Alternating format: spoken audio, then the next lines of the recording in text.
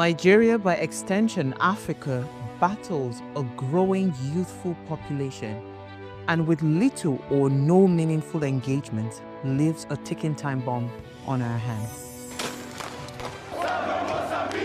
We are a blessed continent with great wealth, both in people and material. Our focus on ways remains driving conversations that affects us all. Topics in the news, social concerns, politics, leadership, governance, empowerment, resource management, conflict management, finance, SME sustainability, technological innovation, food security, health, education, brain drain, our well-being, citizenship, and much more. Our goal is to continuously drive these conversations, keep them burning at the table to effect a positive change, both for our nation and continent. Ways, what are you saying, has a secret ingredient that completes the conversation every single episode, and that ingredient is you. Our past conversations shaped our yesterday. To shape our tomorrow, we must keep talking. So, I want to hear you. Be a part of our live conversations Mondays through Fridays. And let's all have our say.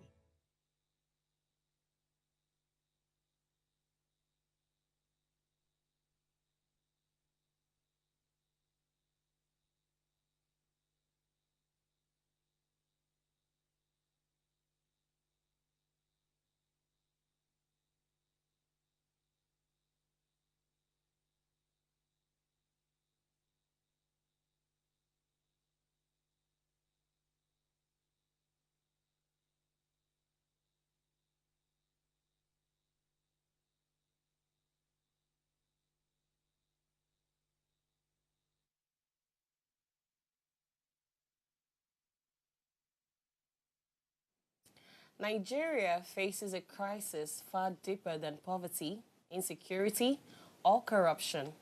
It is a crisis of character.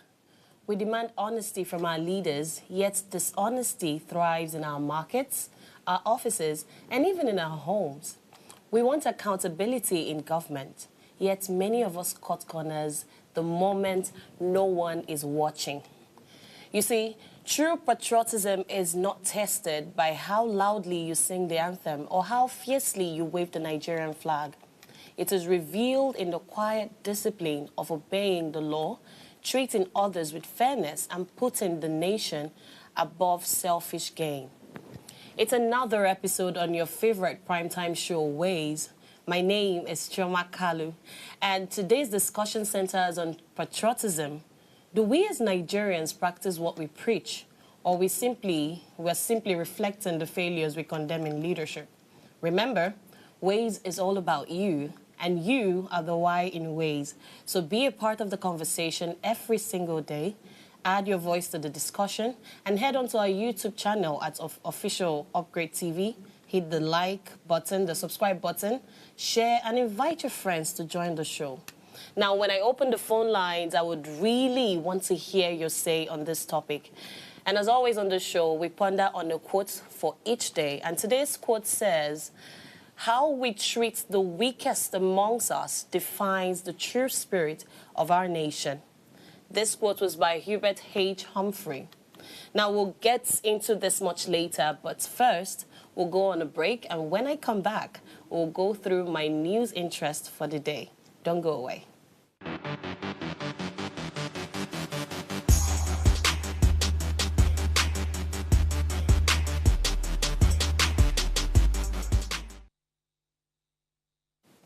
You're still watching Ways, and let's quickly look at some of the news that caught my attention in the newspapers today.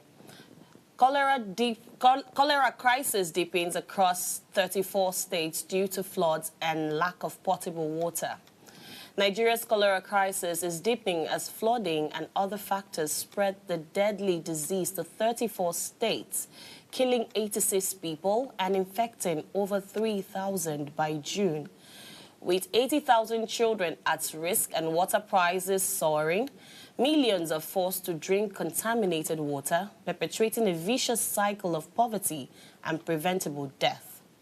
At least 15 million Nigerians face high flooding risk as the country enters its most dangerous weather period. Nigeria's rainy seasons typically spans from April to October, with August marking the wettest and most hazardous month. The devastating link between flooding and disease outbreaks has been repeatedly demonstrated.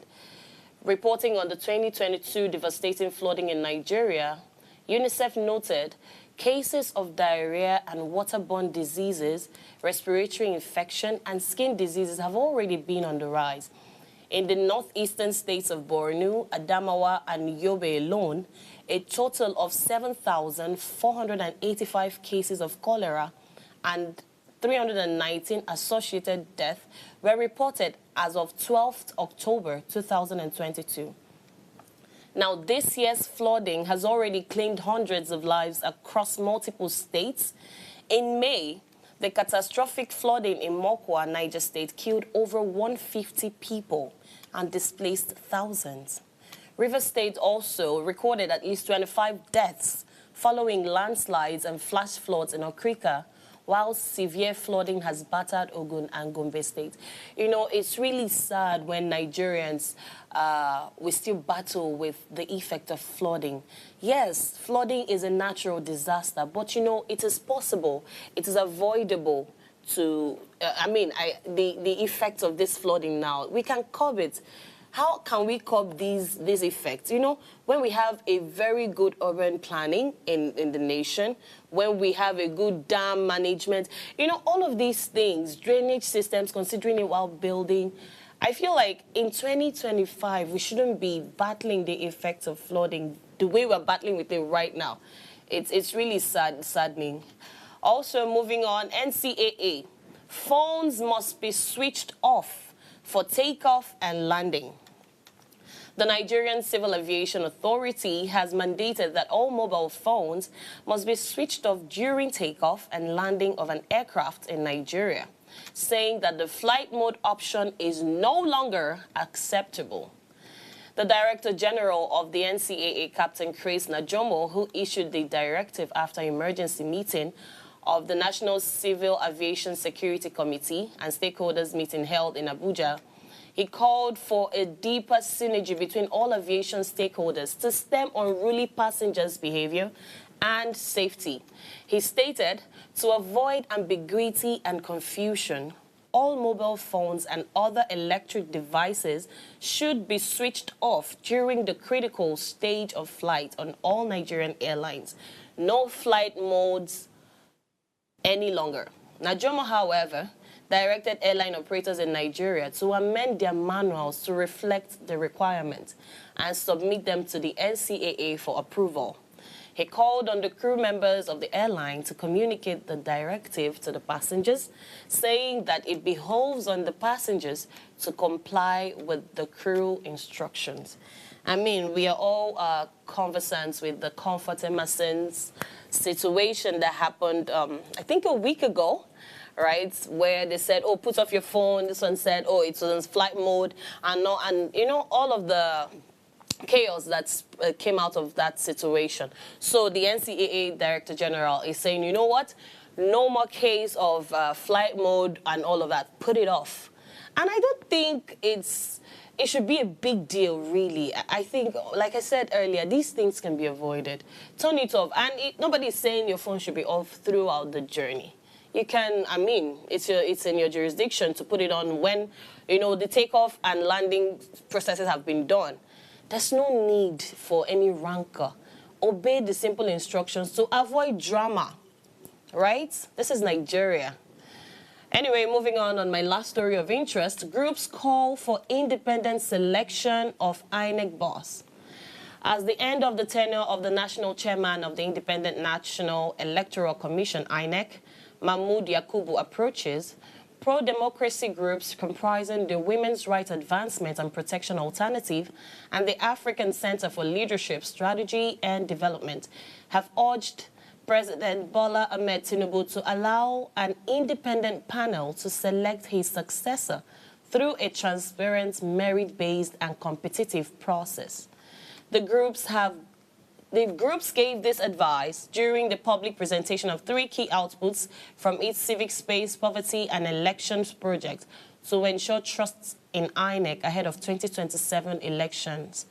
In a keynote address, Dr. Hussaini Abdu said the current process in which the president exercises the power to appoint the INEC chairman is fundamentally flawed. In her remarks, Secretary General of RAPA, Hajiya Sudatu Madi, stressed the urgent need to address Nigeria's shrinking civic space and its impact on democratic participation. You know, constitutionally, I mean, the president has the right to appoint who the INEC chairman can be. But I think I share the sentiment of these groups saying it should be an independent panel that would pick whoever succeeds Mahmoud Yakubu. Because if you allow, I think when you allow him, that's the successor now, to be nominated, appointed by the president, I feel like it reduces the independence of that commission, right? I mean, INEC is supposed to be an independent body. So if it's supposed to be an independent body, why is the head of that commission appointed by the president? I really think that part of the Constitution should be, you know, revisited, reviewed. You are serving the people. The people should have the jurisdiction to select who serves them, right? It shouldn't just be the president's appointing. I mean, an unwritten law could be, oh, because the president appointed me, I have to act according to what he wants. I mean, nobody is spelling it out clearly, but somewhere, it's just there. The president, I have to listen to him first. And it really terminates the whole idea of democracy, if you ask me. Look at the 2023 elections and all of the brouhaha that came out of it.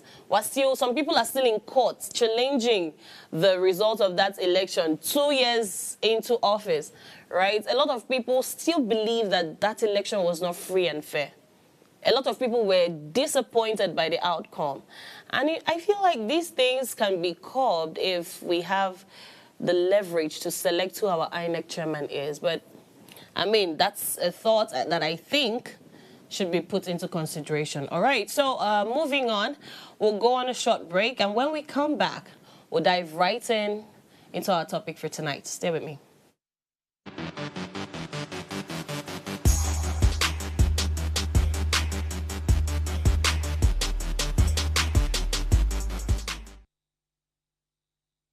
Life is made up of moments, some that fill us with joy, others that test our strength.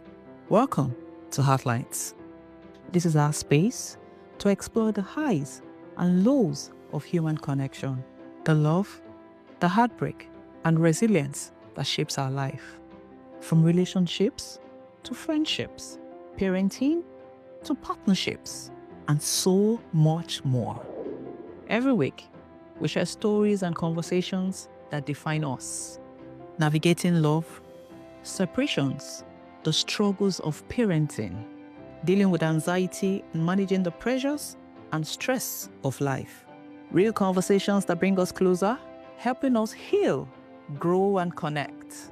So join me Mondays through Fridays at 10 p.m. for Heartlines, the show where we connect hearts, have real conversations with real people, one story at a time.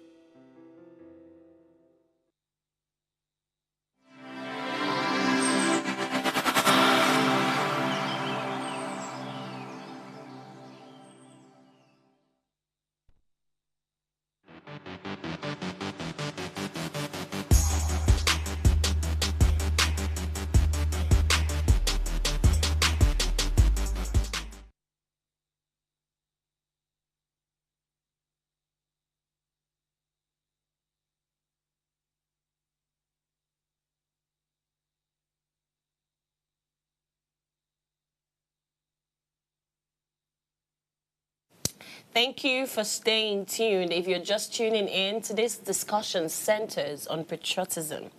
And the question is, do we as Nigerians practice what we preach? You see, We shout every day that our leaders are corrupt, selfish, reckless. But, pause for a moment. Are we the people truly different? Think about the driver who breaks traffic rules, the market seller who inflates prices, the student who cheats in the exam halls, or the official demanding a bribe to do their jobs. These are not just small things. These are reflections of the same failure we condemn at the top. Patriotism is not just about saying you love the country. No, it's about integrity. It is in the little choices we make and the respect for people around us. So tonight, we're asking a hard question. Patriotism or pretense? Do we as Nigerians actually, practice what we preach? Or have we become mirrors of the very leadership we complain about? I love this topic so much, and I'd love to hear your views. Our phone lines are now open. Please call us on 070-2500-7749 or 0701-424-2420. You can also drop us a message on our YouTube channel, or you can send an SMS to our WhatsApp number 08180384663. All right, joining me to unpack this topic is the state chairman of AAC in Oyo State, Mr. Kayode Babayomi David. Thank you so much for joining me on the show, Mr. Kayode.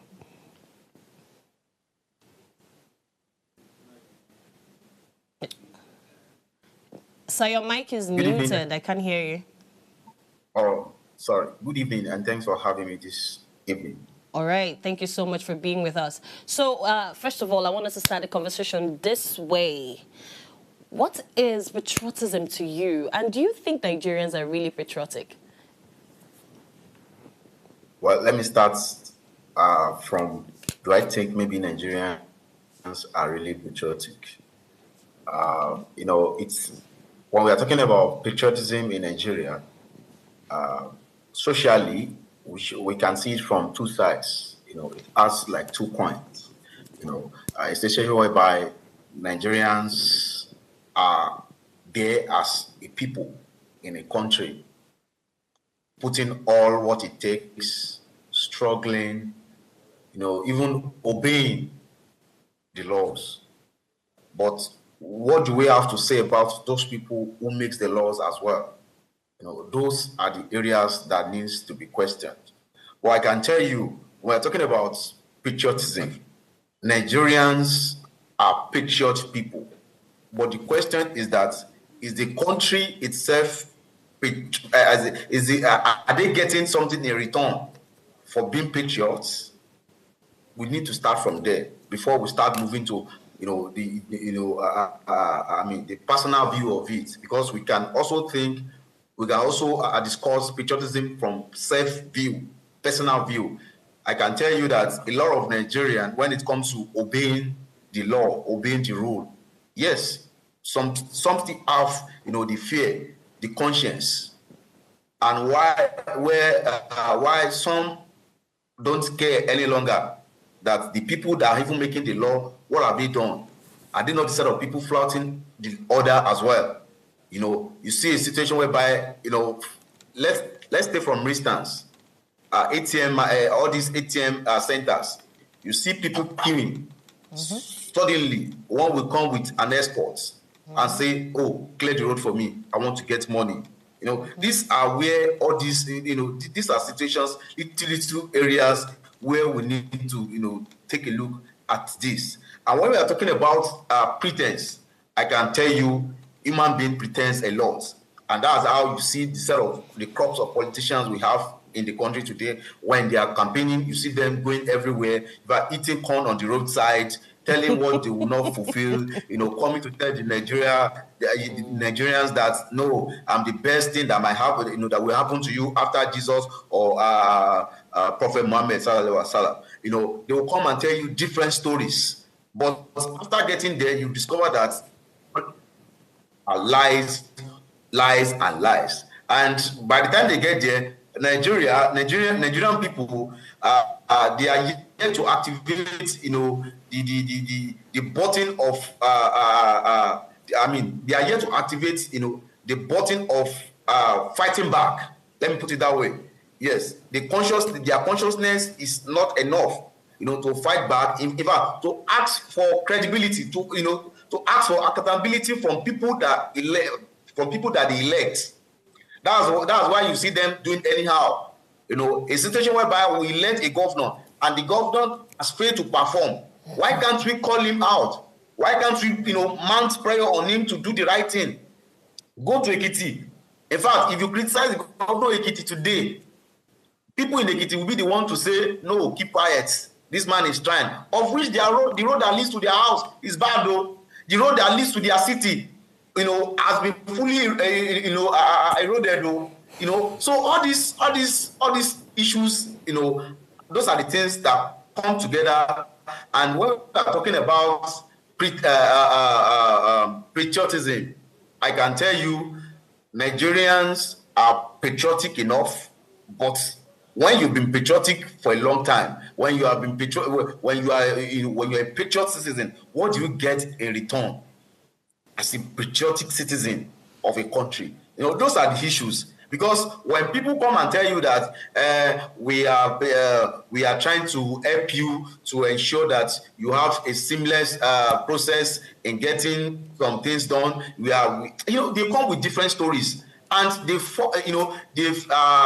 don't want to use fork this time around. They've been able to toy with Nigerians' brains a lot. That in fact, if Messiah is even coming now, they don't even believe that there's any Messiah coming any longer. In fact, they don't even believe that someone can come and do good for them any longer. They believe that everyone is equal, because those people in the past that projected themselves, that painted themselves as one who can come and deliver them, they got there and they failed woefully. People who were advocates of good governance when they were not in power, they got there and they became another major, tyrant. So where Mr. they can Kayode, jail, innocent protesters, where they can jail people, infants. Yes, where they can jail, teenagers for coming out to say enough is enough, for coming out to say end bad governance.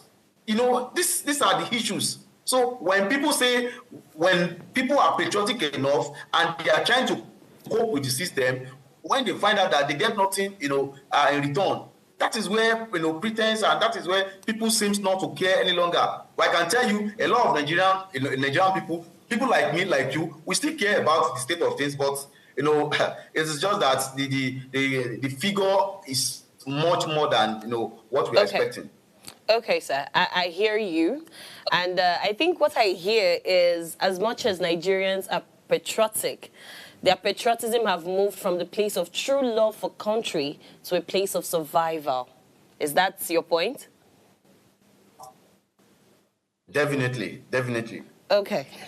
So if you're saying that, now you've painted a picture of Nigerians being patriotic enough to sacrifice. You said they have struggled to keep the laws and all of that, right? I hear you. But now, let's move away from the people at the top. Remember, these people at the top were mere Nigerians before they were elected, all right? So what's the guarantee that when we raise one of us in the common man circle to go to the top, what's the guarantee that the person would not maintain the same line of actions that these people in leadership are following, right? So it's more, you're saying this survival thing, I feel like it goes down to us being selfish. Well, that is where character and integrities comes in. Okay. It is sad that recently people don't even know the antecedent of people that they are about to elect. Let's start from the local government elections. People who have the character, people who have, the goodwill, the name, integrity to do well, do they even have the chance of coming up to contest? Look at what we have. Look at what we have around us. And I get the point. I get the angle where you are coming from. Mm-hmm. That what about we ourselves? Yeah. Well, let me say this on my own view, and with what I've seen generally, that an average Nigerian itself is, they have this this oppressive character in them, just an average, because we've been able to, I've been able to meet a lot of people, engage a lot of people, in fact, people that you don't even know that they can have such character, but by the time you engage them, you see that, come on, so this is who you really have, you understand? So an average Nigerian, if you are to take a look at it, statistically, an average of Nigeria has this oppressive character in them. And that is why it is very, very, that's why a lot of things thrives in this system. Yes. Where they should call to order, where they should do things right, you see that, no, we won't do it that way. And that is why it is very, very easy. And yes, that is why it is very, very easy for people to make use of, let me say, police, to just go and harass people, detain people anyhow because they are connected or they have one or two persons. As a party chairman, I've intervened in several issues.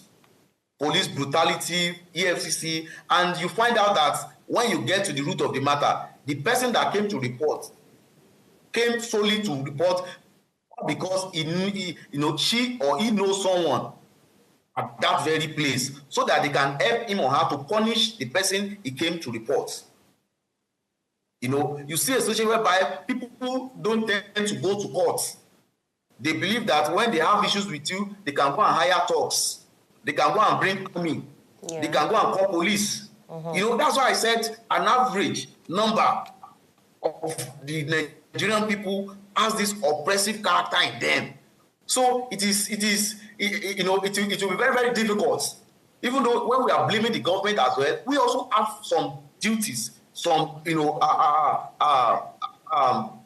duties and responsibilities.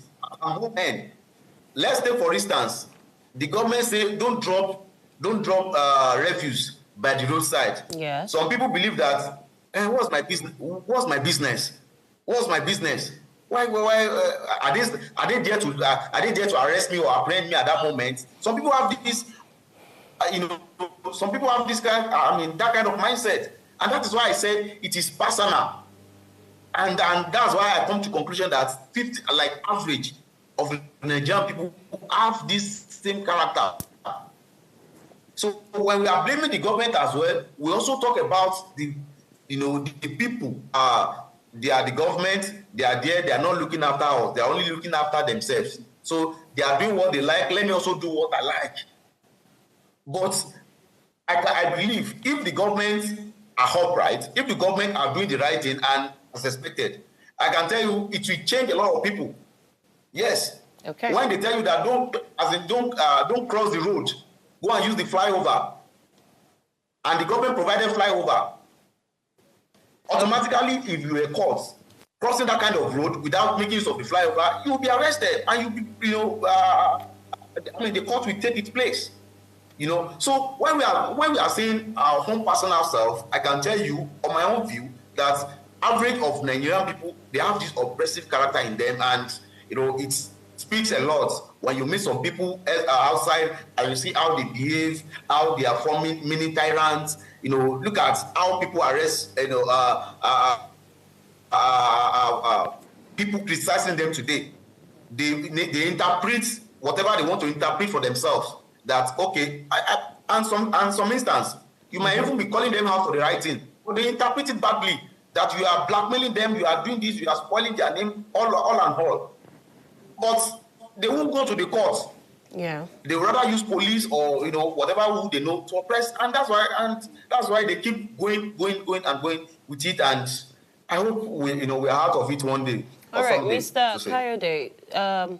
So something else I want to ask, because if you go to markets, I do, and there's some things that are really upsetting. Still on this patriotism, right? I know you said, Nigerians are patriotic. It's just a means of survival. That's why you're seeing some of these characters, right? I hear you. But now businesses, local markets, businessmen and women, you go to the market, you see them hike prices unfairly, And then when you ask, they say, it's not Tinubu's administration. They cite the system. Right? So now, my question is, how can we demand fairness from the government when economic exploitation, has eaten deeply into us, into our daily transactions? How do you demand? What's your legal standing to now ask for government fairness? Why, why do we have an agency in charge of price control? Why? Yes, I know we have EFC, we have FCCPC rather.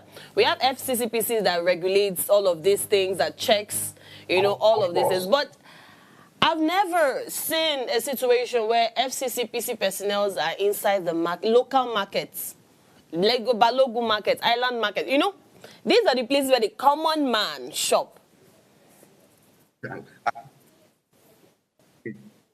I understand you clearly, and that's why I'll still fall back to the personal, perspective that I have. That people themselves, they have their own personal character. You understand? And taking a look at what we experience in all those markets, it is personal. And some people will tell you that Tinubu government is Tinubu government that instructed to be selling Gary at so price, even though more cost than what people are selling it elsewhere. You understand? That is personal, and that is, it is. I will still fall back to reason why I said it is also for survival, but which is very, very wrong. You understand? Very, very wrong. But people tend to, look for every means they have in their capacity to survive. To survive these days. But at the same time, we should not encourage that. But the government has a very huge role to play. A lot of people, they will tell you that it is what we buy, we sell. Yes. If you are to take a look at the chain of that transaction, of that business or that market, it is not actually from that person. That's the seller selling to you. Take a look at it. I have friends who are into all these tomato, pepper, they are into that business. Mm-hmm. When they go to the market and when they go to the farms, they go to the real farms to buy. Well, after buying, they transport it to the city, to Ibadan, or to Lagos, or to anywhere they want to take it to. Okay. So some people now, retailers will now come to approach them that, okay, we want to buy so certain of packs or baskets from you. It is within that circle that this, hike in price, all this wayo, that's where it comes from. And they tell you that it is what we buy and what we sell. You buy, some of them will say, sorry, don't let me say Yoruba. Some will say the price, some will say the price we get is what we want, we will sell to you. Okay. And some will say enough of gain will never affect them, as far as there are some days that they don't even make it at all. You understand? So it varies. But I can tell you that a lot of people doing this, they do it based on personal gains and their experiences through the chain of how that business runs. Go to a supermarket. If you can sample like 2 or 3 supermarkets, you see that the price they sell tissue in a certain supermarket, if you go to another supermarket, even if it's 1 naira, it will be higher than what we get in another place. And you ask them, in fact, the funniest part is that these same products, these same items are the same products.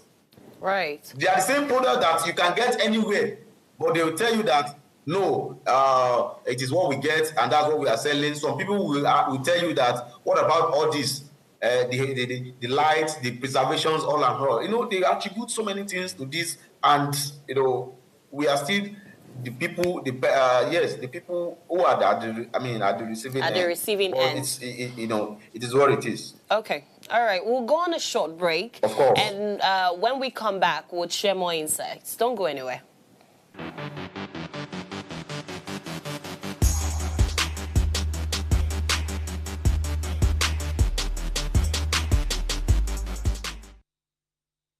Tell us you're a Nigerian without saying a word. Energy security is one of the most pressing issues for many developing countries like Nigeria. And if there's going to be any meaningful progress, addressing our energy issues is non-negotiable. I need to see light for my house. Make them do something. Band A is expensive. I literally have to turn off all my appliances just to reduce costs. We need light. Introducing the Energy Outlook, your go-to show for everything energy. Every week, we'll bring you the latest insights, innovation, and in-depth analysis of Nigeria's energy sector. From policy discussions to regulatory insights, we will analyze the key decisions influencing growth and sustainability in the energy sector. We'll bring you the human stories behind the headlines, giving you a personal perspective on the broader energy challenges. Join me every Friday at 6 p.m. for the Energy Outlook, your guide to the future of energy, where energy means business.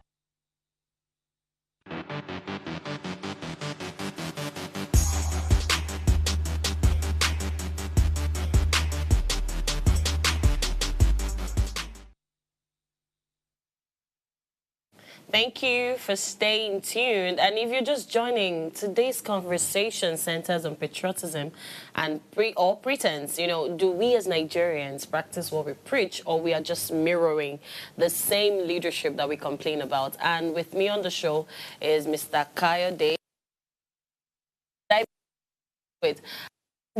Before we go on with Mr. Kayode, yes, let's take a few comments from YouTube. Bisola Abike Haynes said, I love this topic. Thank you so much for your comment, Bisola. And Mr. AAB, he said, I wish you Nigerians well from Arabia. Thank you for your well wishes, Mr. AAB. Okay, so we're going to go back to Mr. Kayode. And I have just one question. Okay, maybe not one, but this question has been in my mind for the longest, right? Mr. Kayode, confirm you can hear me. I can hear you loud and clear. Oh, beautiful. Thank you. Now, millions of young Nigerians now, okay, they are leaving the country, you know, in search of better opportunities, a trend that some of us can say it's, you know, a loss of patriotism. Now, these same Nigerians in diaspora, they send back millions, billions of dollars in remittance every year. All right? I'm going to read some stats. So from January to October 2024 alone, remittances from formal channels amounted to $4.22 billion, marking a significant 61% year-on-year increase. So here's the paradox, all right? Looking at this figure now, should leaving Nigeria be considered an act of betrayal and loss of patriotism? Or could the diaspora people actually be the truest patriots, sacrificing distance to keep the nation alive? What do you think? No. I disagree with the first question that should Nigerians who traveled or youth who traveled to the other country considered as one who is not patriots. Okay. When it is very, very clear, Nigerians who traveled abroad, they travel to seek for greener pastures. They travel to look for a better life. Some travel to study more, and some traveled for various reasons. You know, we should not see that as, you know, one who is not patriot. We should see people who are ruling us. We should see people who are governing us, who should have, you know, built good schools, good hospitals, and they failed to do that and traveling out to take care of themselves with foreign health facilities. Those are the people that we should blame. Those are the people that are not patriotic. People who have, who spend half of their life, in fact, who get 80% of their funds from this country, from the people. And when it's time for them to do something or build an infrastructure or have a very tangible infrastructure, they go to abroad. They have houses, hotels in abroad. So who are those people that are not patriotic? We should not see youths or Nigerians traveling out, you know, just to look for greener pastures. And let me tell you this. Why do you think they go out, you know, for greener pastures? The major thing is just, in fact, some is not even actually for the job. It's for the safety. Yes, it's for the safety. And why some people go Some people go out mainly for the job. And why do they go out for the job? It's just because of the exchange rate. You believe that, okay, if I should work so time, this play in overs, they are paid based on hours. Okay, if I should work like 40 hours in a week, I get this, I save this, and even though after all, maybe later after the month, if they were able to save like maybe $800, 800 or 700 euros or 800 euros, they calculate, they use the exchange rate, to translate it, and you see that even though someone who is a level 14 officer in Nigeria cannot earn that one for 3 months. So these are the reasons, and that's why we should not see them as one who is not patriot enough. It is those people who fail to do what is expected, who fail to do what should have been what is expected of them. Imagine many of these leaders we talk about, their children don't school in Nigeria. They go abroad to school. So who are to build schools? Is it people flying to abroad to study, or the people who are leading us that should have built standard schools that meet up international standards? No. So we should not blame the people at this level. It is the people who fail to do the right thing for their people. Why their people languish in poverty, dies in insecurity, lack of insecurity, all and all. We know what. Few minutes ago, I read a news on Sahara Reporters that said hundreds of Zamfara people, they flee when bandits eat them back to back. So these people, their families are not in Zamfara, but they don't have anything in Zamfara. Many of their families are based in UK, overseas. Okay. So if we now see that, okay, if we now see that Nigerians are traveling, we should not criminalize that, or we should not see it as one who is not patriot. So, like I said, some people travel out of, just out of security, not just for the money or for the work. They just want to be safe. But they want a sense climb whereby their rights can be respected. They want a climb whereby their voice can be heard at any given time. Not here that when you protest against them, they tear gas you, they mobilize against you, all and all. It is what it is. All right, Mr. Kayode. Let's take this comment on YouTube before we go ahead. Frederick Lillian says, true, why is there a difference between the prices of supermarkets and that of the local markets? I really think this question is begging a lot of answers, because we need to find out why. Moving on, Mr. Kayode, just before we wrap up, I'd like to find out, now we've seen that, according to you, Nigerians are patriotic, but for the fact that they are not properly treated by the people we put in the helm of affairs, that's why they have moved from true love for country to survival mode. But then my question is, how can now these ordinary Nigerians, right? A minute. Okay. A minute. Let me come back from that Nigeria being patriotic. Okay. We had from history that in the days when the days of the election of 1993, okay, won by MK Abiola, then people come out to queue.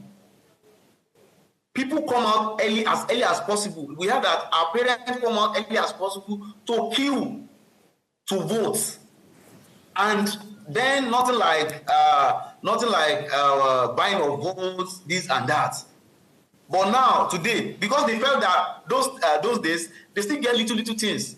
They get water, they still get electricity. They are building their roads, all and all, and free education. They are still getting all this then. But now, what do we have? What can a single, an average Nigerian say, I'm benefiting from the country today?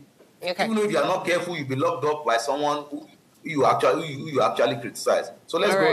Let's go ahead. So let's go on solutions now. And I can tell you, if they now turns back, it shows that it is something that actually pushed them to the wall. Okay. But it would interest you to also know that these people that we are lambasting that are not doing Nigerians any good, some Nigerians would give anything up to still put them in power, right? But It is then because that's not my question, Mr. Kayode. My question would be now, how do we then, because we can't talk about all of the problems and not go solutions, right? So what is the solution? How do we hold these people accountable? How do we make them accountable to return the true spirit of patriotism to Nigerians? The first problem we have as a country is leadership. I can tell you, if you are able to get the leadership aspect right today, things will definitely fall in place. In fact, everybody will couple up. Yes, if the people see that the government are doing right, the government will not do tap water or borehole in your street, and one will go there and spoil it. But when the government don't actually have it, so when we have leadership, good leadership, I can tell you, things will continue to fall in place. And let me say this lastly, with the state of things, with the current situations, I think even though before we can get that good leadership, revolution is inevitable. I can tell you that. It is the only revolution that can, lead us to the path of having a good leadership in this country.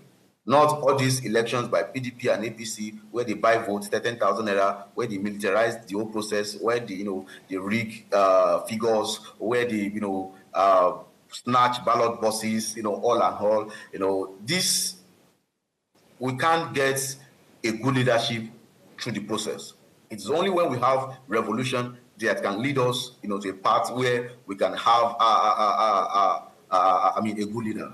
Not the process we are towing, or not the current system we find ourselves. Because taking a look at the system, the system itself is done. The system is not for the people. The system is only for some set of few people who have the opportunity. And when they get the opportunity, they use it against the people, that give them the opportunity. So why are we not wasting our time if we don't have the revolution, as expected, or as quick as we want? Following up with what you just said, mentioning hijacking the ballot boxes during elections and all of that, I hope you do realize that these people, these leaders, they don't come and hijack these ballot boxes themselves. They still use these average Nigerians, right? So how now do we encourage the average Nigerian to reclaim patriotism, true love for country? Because now, if you have true love for country,